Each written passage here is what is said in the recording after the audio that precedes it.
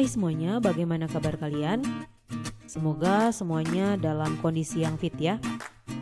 Saya berharap kalian tetap menjaga kesehatan, rajin belajar, serta yang tak kalah pentingnya dari itu semua, tetap giat untuk beribadah. Saat ini kita akan membahas metode 2 fase atau metode lain yang dapat kita gunakan di samping metode Big M untuk masalah pemrograman linier, di mana untuk kendalanya lebih dari sama dengan atau sama dengan. Bagaimana metode 2 fase itu sebenarnya? Kemudian apa yang membedakan antara metode 2 fase dengan metode Big M? Nah, di sini coba perhatikan. Metode 2 fase ini dia membatasi penggunaan konstanta M sama sekali.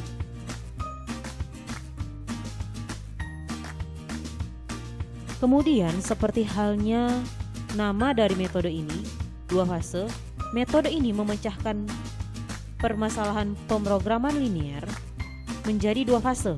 Jadi fase yang pertama, dia berupaya untuk menemukan penyelesaian basis visible awal. Nah, kemudian jika ditemukan, maka fase yang kedua digunakan untuk menyelesaikan masalah aslinya. Jadi di sini dia tidak menggunakan konstanta M untuk variabel artifisialnya.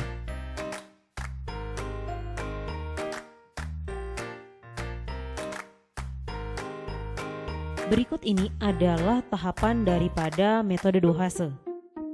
Untuk langkah pertama sampai langkah yang ketiga, dia sama saja dengan tahapan atau langkah yang kita gunakan di dalam metode Big M.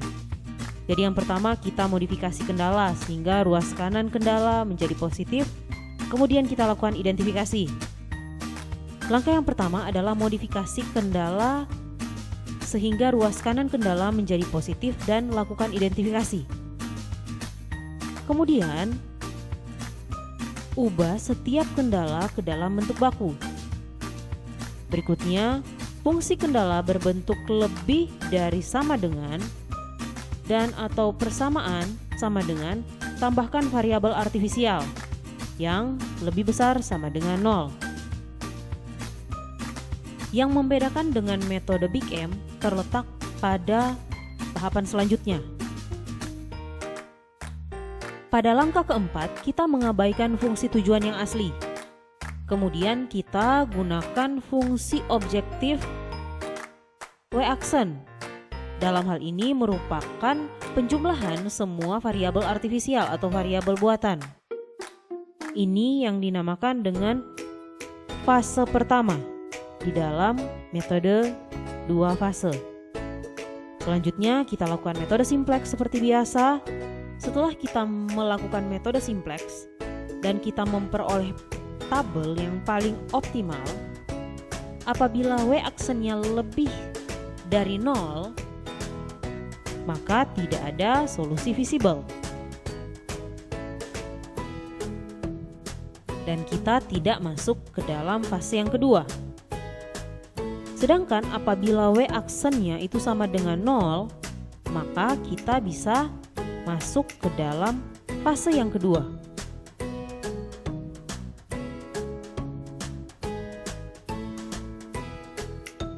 Di dalam fase yang kedua ini, kita menggabungkan fungsi tujuan asli dengan tabel pada fase yang pertama. Nanti akan lebih jelas pada contoh soal memang. Oke, kita akan masuk ke dalam contoh soal. Soal yang saya angkat di sini sama dengan soal yang saya pakai di dalam metode Big M. Jadi soalnya adalah meminimumkan Z sama dengan 2x1 tambah 3x2. Kemudian dengan kendala-kendala ini. Jadi seperti halnya di dalam metode Big M, kita perhatikan untuk kendala ruas kanannya. apakah sudah positif atau belum. Kalau sudah positif, seperti halnya yang ini, kita lakukan identifikasi. Kita lihat kendala yang mana yang akan kita berikan select, kemudian kendala yang mana yang akan kita berikan surplus, dan kendala mana yang akan kita tambahkan variabel artifisial. Selanjutnya, kita perhatikan untuk masalah kurang dari sama dengan, kita tambahkan dengan select. Sedangkan untuk yang lebih dari sama dengan, kita kurangkan dengan surplus. Dan untuk sama dengan, tidak kita tambahkan apa-apa di sini. Selanjutnya, kita lihat mana yang memerlukan variabel artifisial. Yang memerlukan variabel artifisial di sini adalah kendala kedua dan kendala yang ketiga. Setelah ini baru kita masuk ke dalam tahapan berikutnya. Dalam hal ini masuk ke dalam fase pertama pada metode 2 fase, di mana Z-nya kita abaikan, kemudian kita ambil W-aksen. Dengan W-aksen adalah penjumlahan dari semua variabel artifisial. Dalam hal ini A2 tambah A3. Nah, dari sini seperti halnya di dalam metode Big M,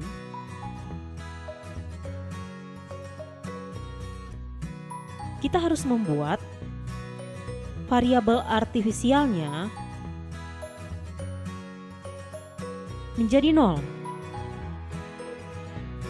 Agar variabel artifisial itu menjadi 0, dengan mengaitkan dengan kendala yang kedua dan ketiga, kita langsung menjumlahkan. Dan kita akan memperoleh ini.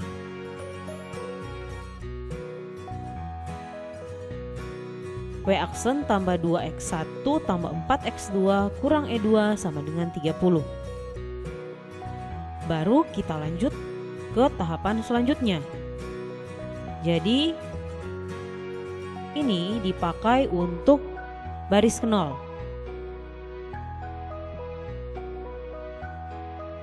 Nanti akan diperoleh tabel seperti ini.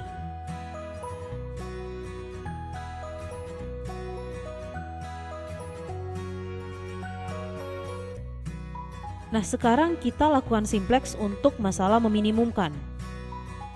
Jadi seperti halnya yang kita sudah pelajari waktu lalu, kita lihat variabel mana yang akan masuk basis dengan memperhatikan baris ke 0 yang ini. Kita lihat positif mana yang paling besar.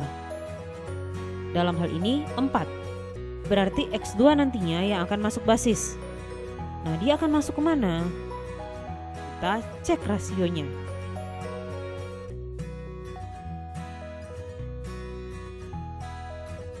Nah, nanti kita akan peroleh ini. Positif yang paling kecil. Jadi X2 akan masuk ke A2. Dan A2 akan meninggalkan basis.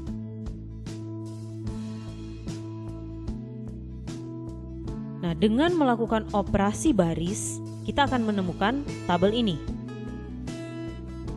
Setelah ini kita lihat lagi. Seperti halnya yang tadi, positif yang paling besar untuk baris 0 yang ini. Dan kita melihat bahwa positif yang paling besar terletak pada kolom X1. Jadi X1 yang akan masuk basis. Kemana dia akan masuk? Kita lihat rasionya. Dan di sini rasio positif yang paling kecil adalah ini, 5. Jadi si X1 akan masuk ke A3. Kalau kalian perhatikan iterasi yang pertama tadi dan iterasi yang kedua ini, dan kalian bandingkan dengan metode Big M, kalian akan melihat bahwa pivotnya itu sama setiap iterasi pertama dan kedua.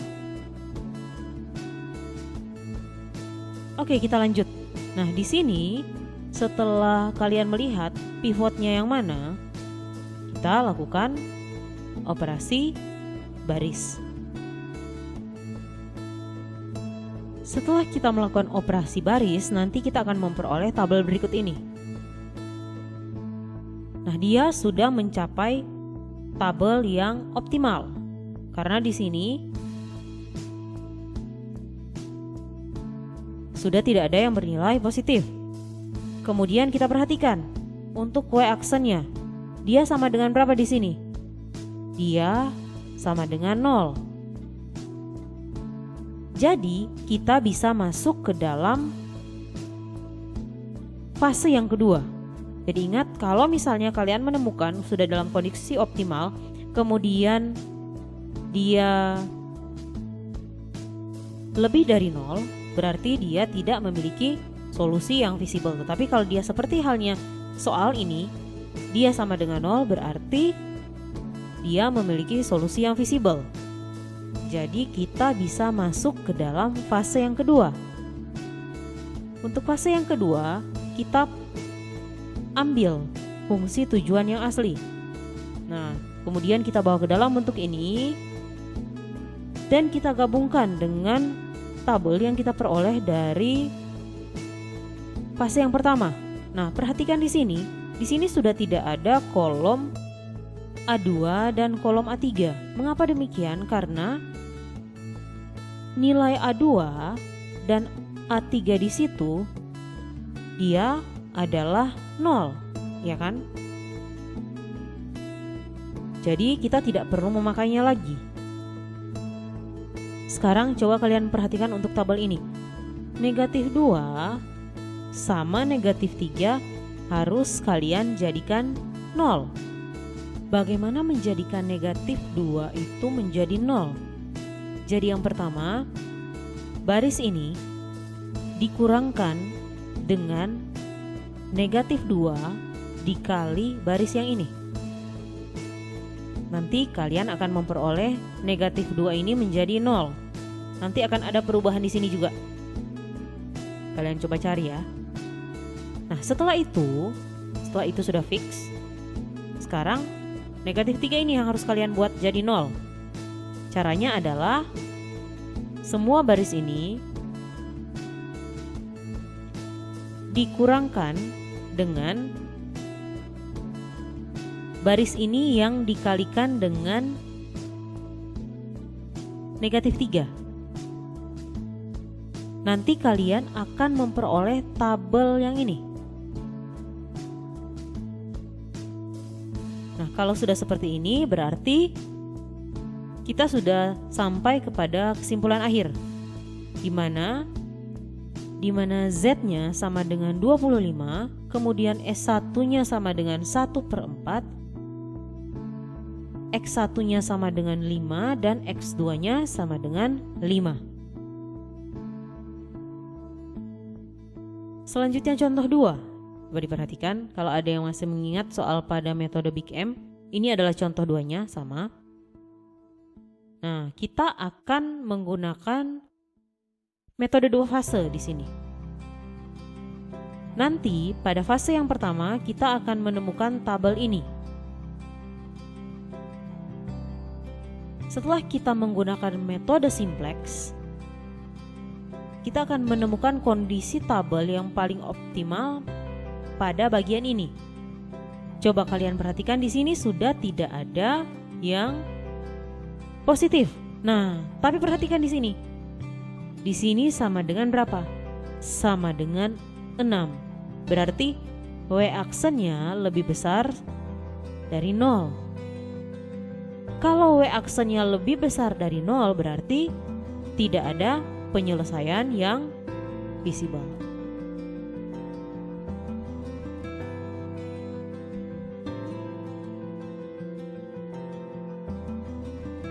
Sampai di sini untuk materi kita. Dan ada beberapa hal yang ingin saya sampaikan di sini. Yang pertama adalah baik metode Big M maupun metode 2 fase di sini sangat memerlukan yang namanya ketelitian. Dan ketelitian ini harus kalian perhatikan dari awal ketika kalian mau membentuk tabel awal. Karena kadangkala dia salah. Mengapa salah? Karena itu tabel awalnya salah. Dan yang kedua, agar bisa lancar di dalam metode 2 fase dan metode Big M, kalian memerlukan yang namanya latihan soal. Semakin banyak kalian melatih diri kalian dengan latihan soal, kalian akan lancar di dalam menyelesaikan soal. Mungkin itu saja untuk saat ini. Sampai jumpa di materi selanjutnya.